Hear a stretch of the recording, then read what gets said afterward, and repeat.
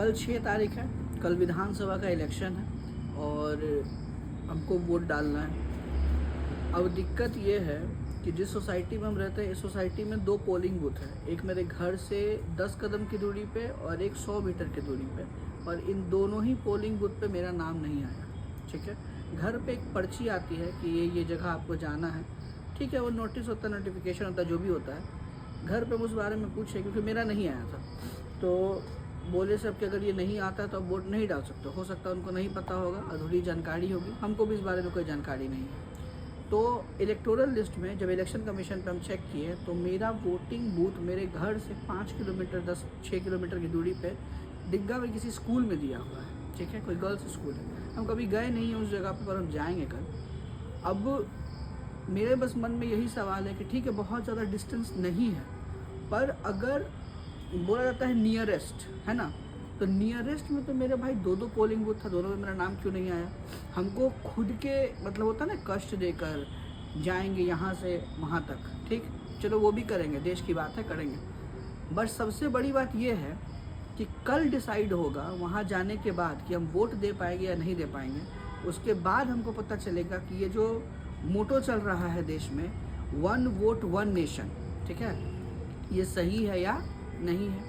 उससे भी ज़्यादा इम्पॉर्टेंट ये चीज़, जो इंस्टाग्राम के फीड पे जितना हम पढ़े हैं, जितना भी सिविक्स चलते आ रहा है, उसके अकॉर्डिंग ये होता है कि किसी भी अमीर में, किसी भी गरीब में और किसी भी मिडिल क्लास फैमिली के मतलब बच्चों में या लोगों में सिर्फ एक ही कॉमन होता है, सिमिलैरिटी होता है कि उनका वोट सेम होता है। वोट का जो काउंट होता है वो एक वोट सबका बराबर है।